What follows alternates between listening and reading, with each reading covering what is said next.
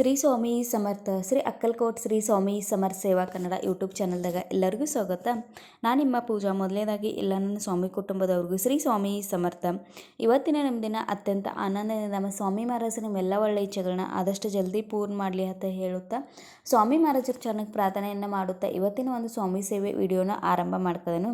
ಪ್ರತಿದಿನ ನೋಡ್ರಿ ನಾವು ಪ್ರತಿಯೊಬ್ಬರು ನಮ್ಮ ಪ್ರತಿನಿತ್ಯದ ಏನು ದಿನಚರಿ ಇರ್ತೈತೆ ಅದ್ರ ಜೊತೆಗೆ ನಾವು ಒಂದು ದೇವರ ಪೂಜೆ ಅನ್ನೋದು ಒಂದು ಪ್ರಮುಖ ಪಾತ್ರ ನಮ್ಮ ಜೀವನದಾಗ ಮುಖ್ಯವಾದ ಕರ್ತವ್ಯ. ಅದು ಒಂದು ನಾವು ಜೀವನದಾಗ ನಮ್ಮ ಸಮಾಧಾನ ಎಷ್ಟೇ ಕೆಲಸ ಇದ್ದರೂ ದೇವ್ರ ಪೂಜೆ ಮಾಡಲಿ ಅಥವಾ ದೇವರ ನಾಮಸ್ಮರಣೆಯನ್ನು ಮಾಡಿದ ಕೂಡಲೇ ಸಿಗೋವಂಥ ಸಮಾಧಾನ ಇಲ್ಲ. ಅದಕ್ಕೆ ಯಾವತ್ತೂ ಯಾರಿಂದ ಕೂಡ ಬೆಲೆ ಕಟ್ಟಕ್ಕಾಗದಂಥ ಒಂದು ಸಮಾಧಾನ ನಮಗೆ ಕೊಡ್ತೈತಿ, ತೃಪ್ತಿಯನ್ನು ತಂದು ಕೊಡ್ತೈತಿ. ಅದೇ ರೀತಿ ನಾವು ಪ್ರತಿದಿನ ದೇವ್ರ ಪೂಜಾ, ಅನೇಕ ಋತುಗಳ ಆಚರಣೆ, ಅನೇಕ ಉಪವಾಸಗಳನ್ನ ಮಾಡ್ತಿರ್ತೀವಿ.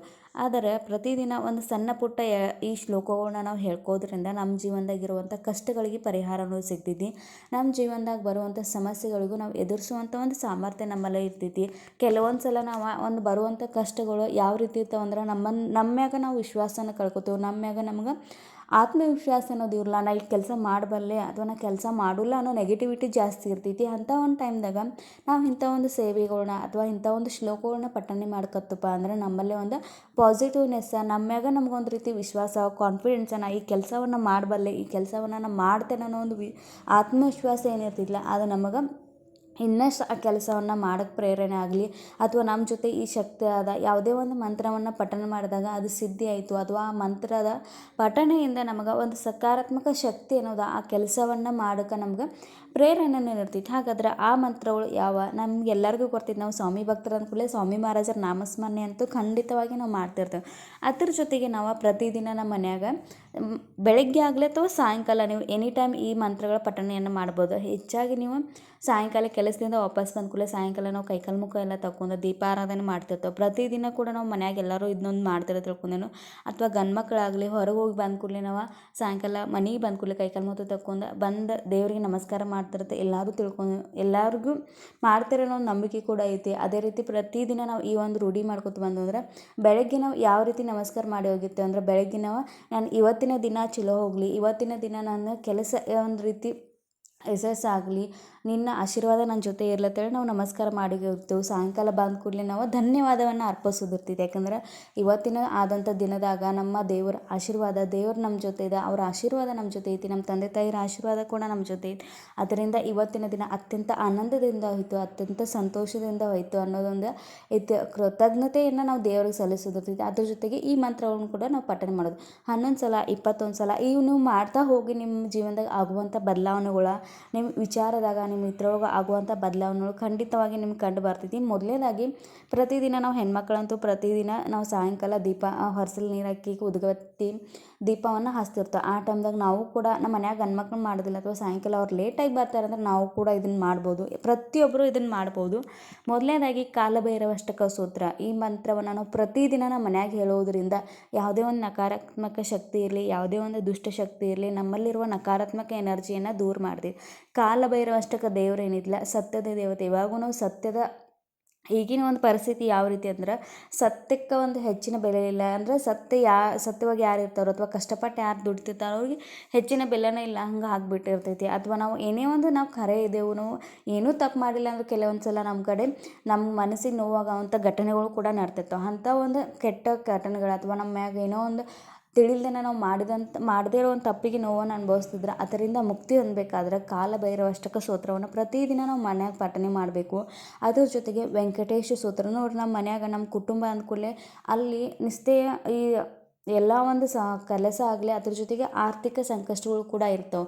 ಹಣನೂ ಕೂಡ ನಮ್ಮ ಜೀವನದಾಗ ಅಷ್ಟೇ ಮುಖ್ಯ ಆಗಿರ್ತೈತಿ. ಮನೆ ನಡ್ಸೋಕ್ಕಾಗಲಿ, ಒಂದು ಹಾಸ್ಪಿಟ್ಲ್ ಆಗಲಿ, ಒಂದು ಮನೆ ಖರ್ಚಬೇಕಾದ್ರೆ ಮೊದಲನೇದಾಗಿ ತಲೆಯಾಗ ವಿಚಾರ ಬರೋದಂದ್ರೆ ಹಣ ಎಷ್ಟಿದಾವಪ್ಪ ನಮ್ಮ ಹತ್ರಕ್ಕೆ, ಅಷ್ಟು ಖರ್ಚನ್ನು ನಾನು ನಿಭಾಯಿಸಬಲ್ಲೆ ಅನ್ನೋ ಒಂದು ವಿಚಾರ ಎಲ್ಲರೂ ತಲೆಯಾಗ ಗಂಡು ಮಕ್ಕಳಿಗೆ ಅಥವಾ ಹೆಣ್ಮಕ್ಳಿಗೆ ಬರ್ತಿರ್ತೈತಿ. ಯಾವುದೇ ಒಂದು ಕೆಲಸ ಮಾಡಬೇಕಾದ್ರೂ ನಮ್ಮ ಹತ್ರಕ್ಕೆ ನಾವು ಬಜೆಟನ್ನು ನೋಡ್ಕೊಂಡು ಯಾವುದೇ ಒಂದು ಕೆಲಸಕ್ಕೆ ಕೈ ಹಾಕ್ತಿರ್ತೇವೆ. ಅದೇ ರೀತಿ ಆ ವೆಂಕಟೇಶ ಸ್ತೋತ್ರದ ಅಥವಾ ವೆಂಕಟೇಶ ಸ್ತೋತ್ರದ ಅನುಷ್ಠಾನ ಕೂಡ ಮಾಡ್ತಿರ್ತಾರೆ 3 ದಿವಸದಿಂದ 21 ದಿವಸದಿಂದ. ಆದರೆ ನಾವು ಪ್ರತಿದಿನ ಆ ಅನುಷ್ಠಾನವನ್ನು ಮಾಡಬೇಕಾದ್ರೆ ಕೆಲವೊಂದು ನಿಯಮಗಳು ಕಠಿಣ ಇದ್ದಾವೆ. ಆ ನಿಯಮಗಳನ್ನು ಕೂಡ ನಾವು ಪಾಲನೆ ಮಾಡಬೇಕಾಗ್ತೈತಿ. ಅಥವಾ ಈ ರೀತಿ ನಾವು ಪ್ರತಿದಿನ ಈ ಮಂತ್ರಗಳನ್ನ, ಈ ಸ್ತೋತ್ರಗಳನ್ನ ಪಠನೆ ಮಾಡ್ಕೋತಾ ಹೋದವು ಅಂದ್ರೆ ಒಂದಿಲ್ಲ ಅಂದ್ರೆ ಅದು ಮಂತ್ರಗಳು ಪಠನೆ ಮಾಡ್ತಾ ನಮ್ಗೆ ಒಂದಿಲ್ಲ ಒಂದು ನಮ್ಮ ಸಮಸ್ಯೆಗೆ ಪರಿಹಾರ ಪರಿಹಾರನೂ ಸಿಕ್ಕೇ ಸಿಗ್ತೈತಿ. ಅಥವಾ ನಮ್ಗೆ ಎಲ್ಲ ದಾರಿಗಳು ಬಂದಾಗಿದ್ದಾವಪ್ಪ ಅಂದ್ರೆ ಎಲ್ಲೋ ಒಂದು ದಾರಿ ನಮ್ಗೆ ಕಾದಿರ್ತೈತಿ, ಎಲ್ಲೋ ನಮ್ಮ ಜೀವನದಾಗ ನಮಗೋಸ್ಕರ ಒಂದು ಅವಕಾಶ ಕಾಯ್ತಿರ್ತೈತಿ ಅನ್ನೋ ಒಂದು ಸಕಾರಾತ್ಮಕ ಪಾಸಿಟಿವ್ ವಿಚಾರಗಳು ನಮ್ಮ ತಲೆಯಾಗ ಬರ್ತಿರ್ತಾವೆ. ಏನೋ ಒಂದು ಮಾಡ್ಬೇಕನ್ನೋ ಉತ್ಸಾಹ ನಮ್ಮಲ್ಲಿ ಇರ್ತೈತಿ, ಕೆಲಸ ಮಾಡ್ಬೇಕಾದ್ರೆ ಉತ್ಸಾಹ ಇರ್ತೈತಿ. ಕೆಲವೊಂದು ಸಲ ನಾವು ಎಷ್ಟೇ ಒಂದು ಕೆಲಸ ಇಷ್ಟಪಟ್ಟು ಸೇರಿರ್ತೇವೆ, ಆದರೆ ಕೆಲಸ ಮಾಡ್ಬೇಕನ್ನೋ ಉತ್ಸಾಹ ಇರಲ್ಲ. ಇಷ್ಟಪಟ್ಟು ಕೆಲಸ ಮಾಡ್ಬೇಕನ್ನೋ ಒಂದು ನಮಗೆ ತಲೆಯಾಗ ವಿಚಾರ ಯಾಕೆ ಬಿಡಪ್ಪ ಒತ್ತಾಯಲೇ ಮಾಡ್ಬೇಕನ್ನೋ ಒಂದು ವಿಚಾರ ಇರ್ತೈತಿ. ಆದರೆ ಈ ಮಂತ್ರಗಳ ಪಠಣದಿಂದ ವೆಂಕಟೇಶ ಸೂತ್ರ ಆಗಲಿ, ಕಾಲಭೈರವಾಷ್ಟಕ ಸೂತ್ರ ಆಗಲಿ, ವಿಷ್ಣು ಗಾಯತ್ರಿ ಮಂತ್ರ ಆಗಲಿ, ಲಕ್ಷ್ಮೀ ಗಾಯತ್ರಿ ಮಂತ್ರವನ್ನು ವಿಶೇಷವಾಗಿ ಮಹಿಳೆಯರು ನಾವು ಈಗ ಶುಕ್ರವಾರ ಆಗಲಿ ಮಂಗಳವಾರ ಆಗಲಿ ವಿಷ್ಣು ಗಾಯತ್ರಿ ಮಂತ್ರ ಮತ್ತು ಲಕ್ಷ್ಮೀ ಗಾಯತ್ರಿ ಮಂತ್ರವನ್ನು ನಾವು ಪ್ರತಿದಿನ ಆಗಲಿ ಮಂಗಳವಾರ ಅಥವಾ ಶುಕ್ರವಾರ ಪಠಣೆ ಮಾಡೋದ್ರಿಂದ ಖಂಡಿತವಾಗಿಯೂ ನಮ್ಮ ಮನ್ಯಾಗ ಆರ್ಥಿಕ ಅಭಿವೃದ್ಧಿ ಆದೈತಿ. ಯಾವುದೇ ಒಂದು ಸೇವೆ ಮಾಡಿದ ಕೂಡಲೇ ತಕ್ಷಣ ಅಂತೂ ಪರಿಹಾರ ಸಿಗೋಲ್ಲ. ನಮ್ಮ ಏನು ಕಾರ್ಯಗಳು ಅಥವಾ ನಮ್ಮ ಏನು ಕರ್ಮಗಳು ಇರ್ತಾವಲ್ಲ ಅದ್ರ ತಕ್ಕಂಗೆ ನಮ್ಮ ಪ್ರತಿಫಲ ಸಿಗ್ತಿರ್ತೈತಿ.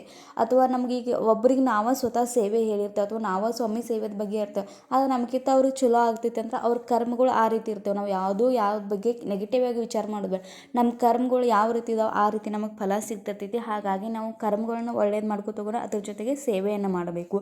ಇಷ್ಟು ಸೇವೆ ಮಂತ್ರಗಳನ್ನ ಅದ್ರ ಜೊತೆಗೆ ನಮ್ಮ ಸ್ವಾಮಿ ಮಹಾರಾಜರ ಸೇವೆ ಅಂದರೆ ಸ್ವಾಮಿ ಮಹಾರಾಜರು ಪ್ರತಿದಿನ ನಾಮಸ್ಮರಣೆ ಮಾಡೋದ, ಸ್ವಾಮಿ ಚರಿತ್ರೆ ಸಾರಾಮೃತವನ್ನು ಓದೋದ, ಇಷ್ಟವನ್ನು ನಾವು ಮಾಡ್ಕೋತ ಹೋದಪ್ಪ ಪ್ರತಿದಿನ ಮಂತ್ರಗಳನ್ನ ಪಠನೆ ಮಾಡ್ಕೋತ ಹೋದ ಕಾಲಭೈರವಾಷ್ಟಕ ಸೇವೆ, ಕಾಲಭೈರವಾಷ್ಟಕನ ಕಮ್ಯುನಿಟಿ ಪೋಸ್ಟಿದ ಸಕಟ್ ಹಾಕಿದ್ದೇನು. ಆನಂತರ ವೆಂಕಟೇಶ ಸ್ತೋತ್ರ ಕೂಡ ಹಾಕಿದ್ದೇನು. ಇನ್ನು ವಿಷ್ಣು ಗಾಯತ್ರಿ ಮಂತ್ರ ಓಂ ನಾರಾಯ ವಿಘ್ನಿ ವಾಸುದೇವಾಯ ಧೀಮಹಿ ತನ್ನೋ ವಿಷ್ಣು ಪ್ರಚೋದಯತ. ಲಕ್ಷ್ಮೀ ಗಾಯತ್ರಿ ಮಂತ್ರ ಓಂ ಮಹಾಲಕ್ಷ್ಮೀ ಚ ವಿಘ್ನೆ ವಿಷ್ಣು ಪತ್ತೆ ಚ ಧೀಮಹಿ ತನ್ನೋ ಲಕ್ಷ್ಮೀ ಪ್ರಚೋದಯಾತ. ಈ ಮಂತ್ರವನ್ನು 108 ಸಲ, 21 ಸಲ ಅಥವಾ 11 ಸಲ ನಾವು ಪ್ರತಿ ಮಂಗಳವಾರ ಸಾಧ್ಯವಾದರೆ ತುಪ್ಪದ ದೀಪವನ್ನು ಹಚ್ಚಿ ಶುಕ್ರವಾರ ಮಂಗಳವಾರ ಪಠನೆ ಮಾಡ್ತಾ ಹೋದು ಅಂದರೆ ಆರ್ಥಿಕ ಸಮಸ್ಯೆಗಳು ಖಂಡಿತವಾಗಿ ಪರಿಹಾರ ಸಿಗ್ತಿರ್ತಾವೆ. ಅಥವಾ ಆ ಸಮಸ್ಯೆಗಳಿಗೆ ಒಂದು ಪರಿಹಾರನೂ ಸಿಕ್ಕೇ ಸಿಗ್ತೈತಿ. ಯಾಕಂದ್ರೆ ನಾವು ಯಾವಾಗ ವಿಶ್ವಾಸದಿಂದ ಸೇವೆ ಮಾಡ್ತಿರ್ತೇವಲ್ಲ ಆವಾಗ ನಮ್ಗೆ ಆ ಸೇವೆದ ಪ್ರತಿಫಲನೂ ಸಿಗ್ತಿರ್ತೈತಿ. ಈ ಸೇವೆಯನ್ನು ಮಾಡ್ತಾ ಹೋಗಿ ಮತ್ತು ಪ್ರತಿದಿನ ಈ ಒಂದು ಮಂತ್ರಗಳನ್ನು ಪಠನೆ ಮಾಡ್ತಾ ಹೋಗಿ ನಿಮ್ಗಾಗುವಂಥ ಬದಲಾವಣೆ ನೀವೇ ನಂಗೆ ಕಮೆಂಟ್ ಮುಖಾಂತರ ಹಾಕ್ತೀರಿ. ಮತ್ತು ನಾವು ಎಷ್ಟೇ ಸಮಾಧಾನದಿಂದ ಇರಬೇಕಾದ್ರೆ ಮನ್ಯಾಗ ಕೆಲವೊಂದು ಸಲ ಚಿರ್ಚಿರ ಅಥವಾ ಮನ್ಯಾಗ ಕಿರಿಕಿರಿ ಆಗ್ತಿರ್ತೈತಿ.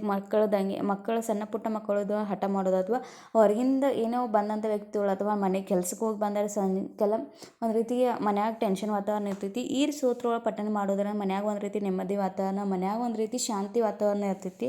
ಈ ಮಾಹಿತಿ ನಿಮ್ಗೆ ಎಲ್ಲರಿಗೂ ಇಷ್ಟ ಆಗಿತ್ತು ಅಂತ ಭಾವಿಸ್ಕೋದೇನೋ. ಈ ಮಾಹಿತಿ ಇಷ್ಟ ಆದರೆ ದಯವಿಟ್ಟು ಚಾನಲ್ನ ಸಬ್ಸ್ಕ್ರೈಬ್ ಮಾಡ್ಕೊಂಡು ನೋಡಿರಿ ಮತ್ತು ವಿಡಿಯೋನ ಶೇರ್ ಮಾಡಿರಿ. ಅದಕ್ಕಿಂತ ಹೆಚ್ಚಾಗಿ ಸ್ವಾಮಿ ಸೇವೆಯನ್ನು ಪ್ರಸಾರ ಮಾಡಿರಿ. ಅದ್ರ ಜೊತೆಗೆ ನೀವು ಸ್ವಾಮಿ ಸೇವೆಯನ್ನು ಮಾಡಿರಿ ಅಂದ್ರೆ ನಿಮಗೆ ಅನುಭವ ಬಂದಿರಂದ್ರೆ ದಯವಿಟ್ಟು ಶೇರ್ ಮಾಡ್ಕೊರಿ. ಇದರಿಂದ ಅನೇಕ ಜನರ ಸ್ವಾಮಿ ಸೇವೆಯನ್ನು ಮಾಡಕ್ಕೆ ನಿಮ್ಮ ಅನುಭವಗಳು, ನಿಮ್ಮ ಮಾತುಗಳು ಅವ್ರ ಪ್ರೇರಣೆ ಆಗ್ತಾವೆ. ಇವತ್ತಿನ ಒಂದು ಸಣ್ಣ ಸೇವೆಯನ್ನು ಶ್ರೀ ಸ್ವಾಮಿ ಸಮರ್ಥ ಮಹಾರಾಜರಿಗೆ ಸಮರ್ಪಣೆ ಮಾಡ್ಕೊಂಡು ಶ್ರೀ ಸ್ವಾಮಿ ಸಮರ್ಥ.